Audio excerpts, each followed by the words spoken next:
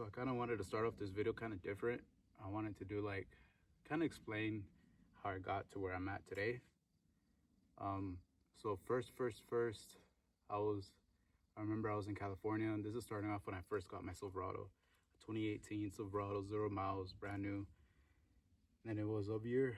It was in December 2018. Obviously, it was gonna be a new year, so it would be 2019. But me and my parents, we went to California, and this was with my uncle. He was working at a dealership, and he worked finance. And typically, I got a really good deal on that truck. Before my uncle actually ended up building his now he has his own dealership up in California. To start off this story, yes, that Silverado. Remember when my dad bought it for me? It was badass because he told me he wasn't gonna get it for me, and he ended up surprising me. He woke me up in the morning over there in California, like 2 days prior to coming back home. 3 days, I think. I could be wrong. He woke me up in the morning. He like kind of was cussing at me. He's like, "Levántate, ocupo que pongas un address with like the house address," because then I believe my dad, because my dad really isn't good with like the house address. So I went, and we were walking around the corner, and I was like, "Why are we walking? Like, what the hell?" My uncle's like, "Oh, I'm gonna grab some milk real quick." So we walked the block. We turned around the corner, and I see my dad. They were driving the Silverado, the one that I wanted, the maroon one at the time. My dad started looking at me. My uncle started looking at me, and my dad was like, "Surprise! This is your truck." And I was excited and everything. I remember I was full of joy, full of like adrenaline, everything, until my dad told me one thing. He told me, he's like, "But you're paying for it." So at the time, I had just turned 17. My birthday was in July. Turned 17, and I was 17, paying a $700 payment a month. And while I was working, right, helping my dad out in the farm and stuff like that, and so I was getting paid. Fast forward, do a couple modifications, fixed it up, everything nice. Fast forward, I'm 19. It's January, entering the brand new year, and I've always wanted a mega cab. Always, I seen LGND. You guys see my username sometimes on Snap. It's LGND. It used to be R35. Now it's R8. But so because LGND, they build trucks just like this, same wheel specs, same tires, literally same brand rock lights. Did exact same mods. This thing has Starlight headliner too. I'll show you guys at the end of the video about the truck. Basically, it was fully stock. It's the midnight edition, or like diamond midnight edition, so it has the metallic in the paint. So you can see the tail lights aren't all red. They're pretty nice tail lights. I love them. I love the spec on this truck. This is why, like, a lot of people ask me, why don't you drive diesel? I mean, this thing's a pavement princess. I really like. Yeah, I did hot shot with it. It has the gooseneck setup, everything. But to be honest, at this point, like, I love this truck too much. This truck holds a lot of sentimental value to me, and because it was like the first. Because this truck right off the lot was $90,000, and then I put $10,000 mods into it. So total, this truck was like $100,000, and this was at 19 years old. 2022. This thing's a 2022. Got it with 0 miles. That same year, 2022. I ended up going to Bellevue in October. Yeah, in October, I ended up going to Bellevue to take my buddy Osmond, and this truck, same truck, already with the mods and everything on it done to it. I had done the wheels, the starlights, the rock lights, the front lift. I put airbags in the rear too. I did everything to the truck.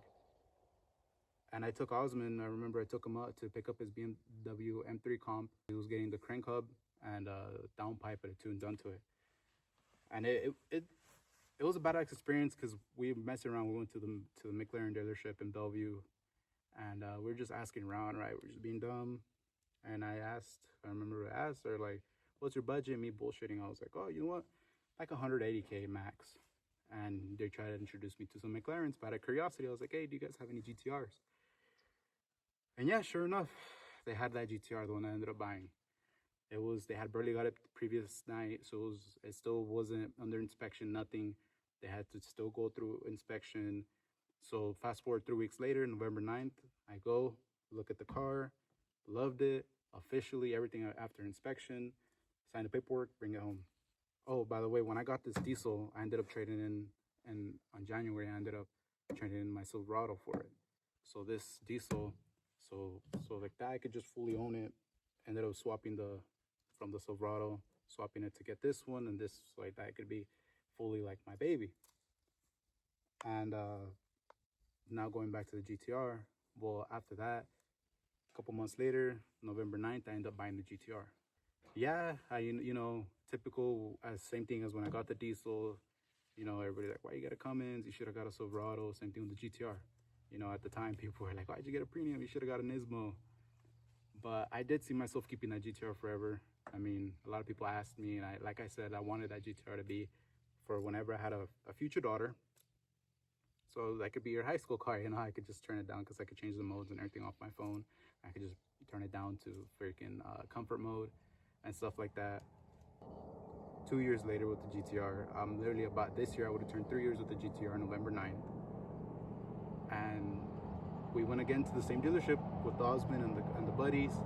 And I just had this perfect opportunity, perfect chance to swap the GTR. Because the GTR at the time, interest rates were spiking. So the GTR was with a 6% interest rate. The payments weren't bad. But with the RA, I was basically saving $1,000 a month in payments. The interest rate dropped down to a 4. So, it just made sense for me to get the RA. And it was just a straight swap. So there was like, oh, okay, I'm literally going to own an actual supercar. Has the same engine, V10 5.2, as a Lamborghini Huracan. And, this will give me a taste of how it is, to have a supercar, a V10, since it has the same engine as the Huracan and the STO and so on and so forth. Fast forward to Sunday night. It was a good day. It was a great day, Sunday. This was 5 days after with the car. So that Sunday, went with the fam, my brother, my older brother. Went with them to go boating in his boat, and MSRP on those boats for 6 figures. It's a pretty beautiful boat that my brother bought. He invited me, F it, let's go, took the R8, everything was fine. And then, after a long day, with family, and then I went with friends, we hopped on the jet skis. After the jet skis, and went to Froyo, and they're coming back.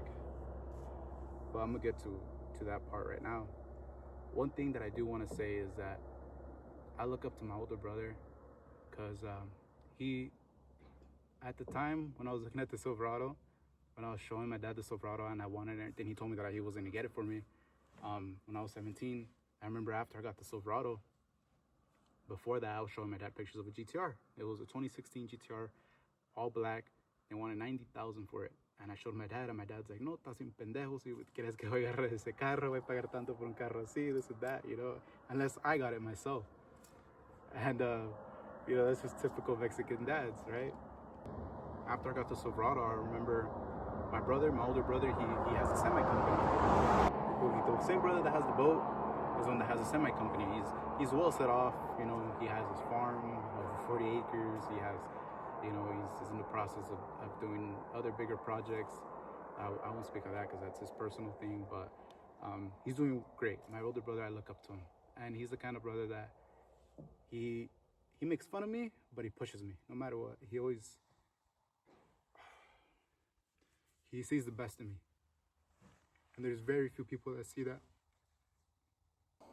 So I remember after I got the truck, like 2 weeks later, he invited me to go on a trip with him to Oregon. We were in the semi, and I was showing my brother. I was like, look at this GTR. I was showing my dad to see if, hoping he would get it for me. My brother had told me, and he laughed it off too. He was like, you know what it was, bro? Because it was true. And my mindset changed ever since then for me wanting stuff. He told me, he was like, you didn't want it bad enough. That's what it was. To me, that kind of stuck to me to this day. He doesn't realize that, but I've accomplished a lot of things. Because I don't remember if I've told him, but I'm grateful that he told me that. Because when I sat in the GTR, that, like, I told myself when I sat in the seat, I reminded myself about when my brother told me that in the semi. When I was his passenger, he's like, you just didn't want it bad enough. So when I sat in the GTR, I just repeated it to myself. I was like, you want it bad enough. You want it bad enough. I ended up getting the GTR because I wanted it bad enough. Sat in the R8. What's the first thing that went in my mind? How bad do you want it? So I told myself, I want it bad enough. I want it bad enough. I want the fucking car. I don't care what I have to do, the amount I have to put down, I want the fucking car. What happened when I went back 3 days later, I seen it, what was it, Saturday? Went back Wednesday, and I knew I was gonna take that car home. I just knew it. It made so much sense, and I wanted it bad. Back to Sunday, it was a long day. I was tired. I was going home, and I was literally at the stop where people that know where I live, you know, I was right at the stop, and I was literally looking at my house, and I was like, you know what? Let me take a right. Let me go into town. Let me go to the bank, because at the time I had cash on me, and I wanted to deposit the money because I really don't like carrying cash with me. I just always forget that I always have cash. Literally, I was 30 seconds, not even 30, like 10 seconds to get to my house, but I decided, let me take a right. Going to town, going to Grandview. I went to Grandview, and normally you could, where that place is at, it's like a Y to go into town. It was either the same route I always take, which is take a right, go through Safeway, go into Grandview, go into town, and then I take a left, go to Chase, and I just bust a UE, and I park right in front of it. But this day, I don't know why, I was just like, you know what, I just don't want to do a UE in the middle of the road. Let me continue with the Y. Let me continue with that curve. I continue with that curve. And it was 9:45 at night. I was going, and I was perfectly fine. Like, even on the Life 360, I have a screen recording where you could see where I dropped velocity. I was literally going already like 2 miles an hour because I had seen a car up ahead of me. He had got onto the yellow line. And I just thought like, oh, he's in a swerve or whatever. So I just slowed down. And next thing you know, I seen that he was already on my line, on my side. So I quickly, I stopped the car, and my instinct was like, fuck, let me throw this thing into reverse. At least if I throw it into reverse, I just gas it all the way back. And, you know, worst case, maybe hit the rim, whatever, that's replaceable. Well, by the time I even moved my hand, the car stops his car on top of mine. It was a drunk driver. And as soon as I got out of the car, the whole R8, I'll show pictures. The whole R8 was just wrecked. Airbags from both sides, and the legs went off. The top pillars went off. The steering wheel airbag went off. The dash airbag went off. All the airbags on the whole car went off. I got out the car right away. As soon as I got out, the adrenaline and everything. I mean, yeah, I have cuts and bruises on my leg. I have the cut right here from the seatbelt on my back, on my trap. Yes, I do have lower back pain. I am having problems sleeping at night right now. But I honestly shouldn't be driving. This is my first time driving since the accident that happened January, what was it, 6th? Friday 4th, we have 4th of July. And then 6th, yep, 6th. So this is my first time driving, and the reason why I decided to drive, because honestly driving this is kind of scary. It's kind of traumatizing, because it's like, you know, that reminded me that no matter how good you are on the road, there's always some other idiot that could literally just destroy everything for you, as in like what happened to me with the R8. Yeah, he ended up hitting me as soon as I got out the car. I ended up, like, I looked at him, and I remember when I looked at the driver's seat, he was out, like he was asleep, like he was like, boom, just passed out. And he got out the car, and the passenger, he got out the car right away, and he was freaking out, and he fled the scene. He ended up fleeing, and there was another guy that witnessed everything. He was behind the guy in the Kia. It was a Kia Optima that hit me, a black one. What a coincidence, for those who know. That's just to show, you know, that people do prey on your downfall. So he fled the scene. I told the guy, that the witness, the one that told the cop everything, that wrote the report, I told him, I was like, hey, make sure the driver doesn't leave or nothing. Quickly phone 911, called my parents, because obviously I didn't want them to worry. And yeah, sure enough, my parents pulled up, everything, you know, they're right there. You know, my mom gave me a hug. So they got the guy, they asked him what happened. He said that he fell asleep, which was BS. Well, yeah, he did fall asleep, but because he was drunk, right? He was just saying that he fell asleep, he wasn't drinking, and he wasn't drunk. And the cop confirmed, and we all checked, and it was true. The guy, he claimed that he had fell asleep or whatever. It started to get a little dark out, so I adjusted the camera settings. But we all seen, he completely lied. Obviously, the cops smelled the alcohol in his breath. They checked his car, and as soon as you open the door to give the cop the registration or whatever, he had a whole 24 case of Modelos right there in the passenger seat, and they were all open. And obviously, the passenger wasn't the only one that was drinking, and it was obviously both that were drinking and driving. So he got booked into jail and everything. And so good thing like the cars will. Good thing I had insurance, and I have gap insurance on it, so the car is already paid off. It's currently up for auction already, which sucks. And I'm actually recording this. Tomorrow is my birthday, but by the time you guys are seeing this, it will be July 18th, my birthday. And it's just crazy because that's just the start of my birthday month, and all this stuff happened to me so fast. Other bad news from my personal life that I don't want to share out publicly, but I got more bad news, and it's just like bad news after bad news after bad news. And it's my birthday month, and I'm just like damn, like it's crazy how much people will just prey on your downfall. Me, I'm 22. By the time you guys are seeing this, I'll be 23. And my friend, a good close friend of mine, he reminded me, he's like, dude, like, don't feel bad, because at the end of the day, like, look, this is what I'm gonna be driving, right? But honestly, with all this happening, I really don't want to drive it. I'm probably gonna drive the little Mamalona, the S10, that little banger. Esa sí no se raja para nada. Esa si le da un putazo, I can literally put that thing in drive and continue driving. I'll be showing the pictures so you guys can see how the car ended up, how it looks. Sadly, the car's gone. They didn't offer a buyback. I mean, I did think about it, but at the same time, I really don't want to buy back a car like that, because I just don't want sensors to go faulty and stuff like that later on down the road. I just don't want to have issues. Luckily I got this beast that could get me from point A to point B, and it has that thing for the back. So that's why I drove it too, because like I could adjust the seat for my back, the pressure point, so it actually helps out. So I don't feel so much pain on my back, so I was able to drive it at gusto.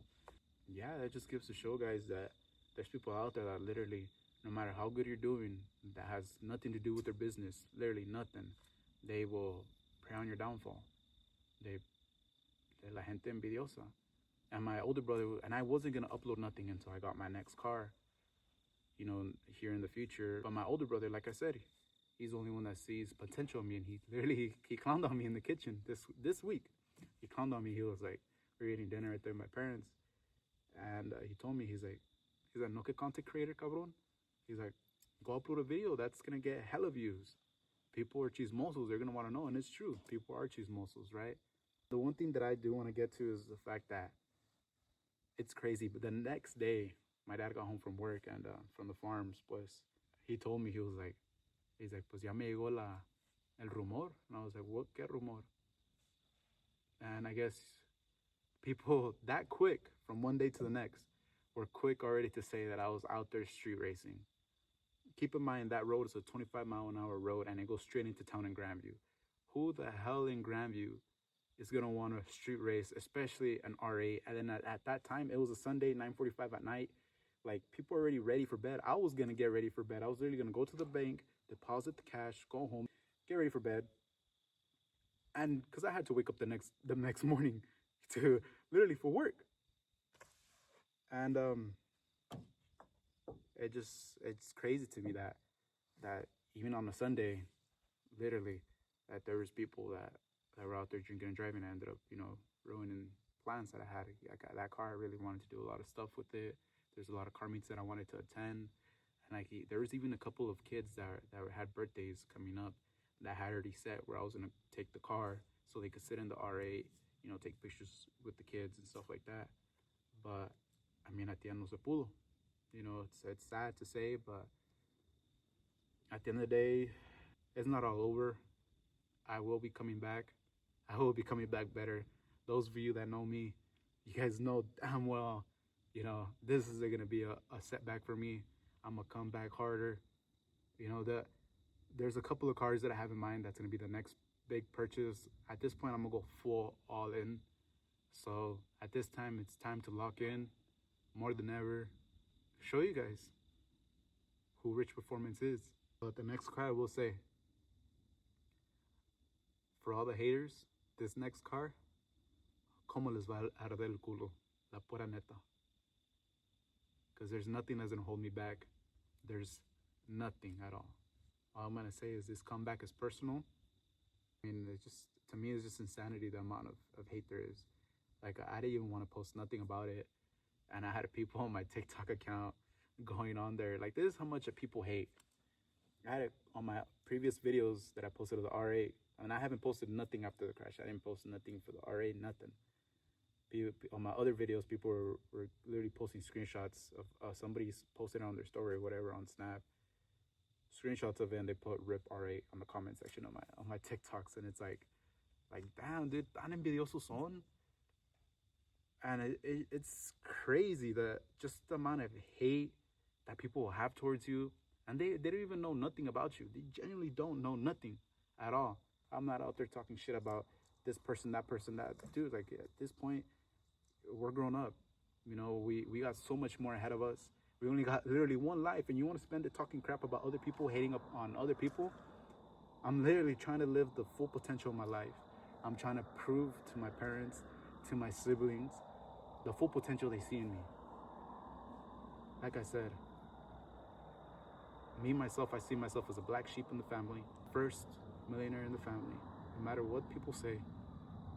Once you guys see this next purchase, like people say, like, you know, the first thing that people said were like, that's materialistic, right? You could replace it.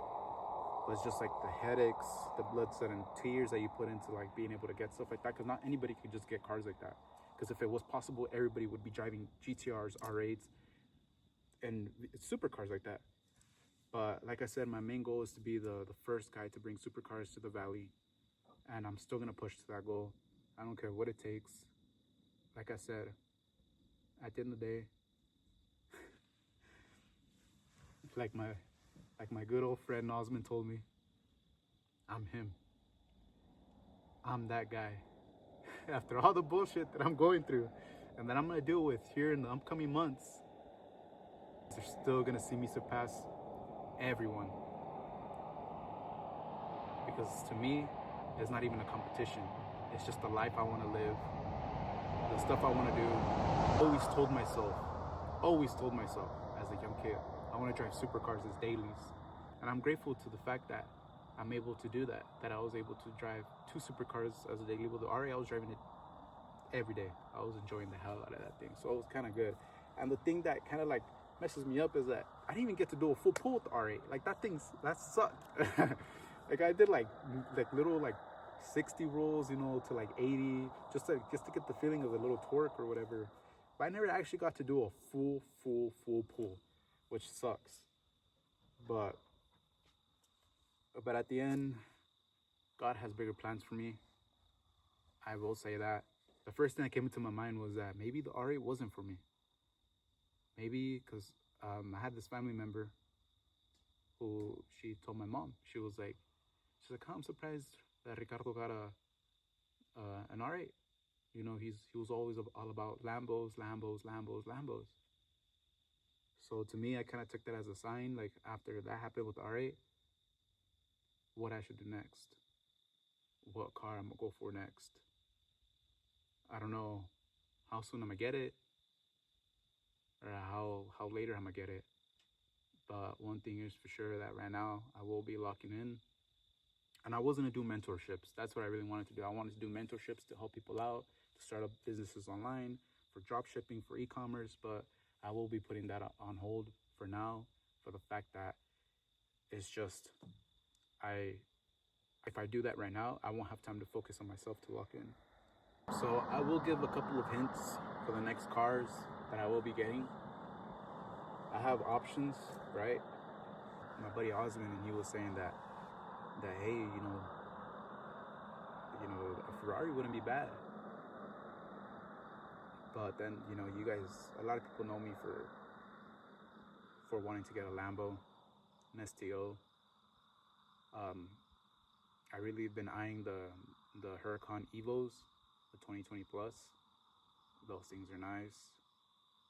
But I seen that the Viper ACR also dropped a little bit in price. So, you know, there's a variety of options that I'm looking at here. I've even looked at the GT3 RSs. It just depends how everything goes the next couple of months to see what I end up getting next. So that's how I want to lock in. Who knows, maybe I might say F it, go straight for an SVJ or a Volto. That's a V12 too, for those that don't know. It's just a newer gen of the SVJ. We'll see what goes on from there. The plans might have changed a little bit, but the goal's still the same. You know, you always can adjust the plan, but you always got to keep that goal the same. Don't change it for anybody, for nobody. Just lock in. At the end of the day, I'm glad to be here, and I didn't want to show you guys. It's crazy, because literally, it was what, $250 that I was gonna go deposit. $250 that it cost me the R8. Man, that's crazy, man. That's fucking crazy. There's no excuses now. Now, I mean, gladly I have this diesel, this pickup, this beauty right here, but a supercar is just something else. I will be laying low. I won't be posting much content anymore. I'll be laying low. I'm gonna be locked in. So the next video will be for sure me buying my next supercar. Peace out, guys.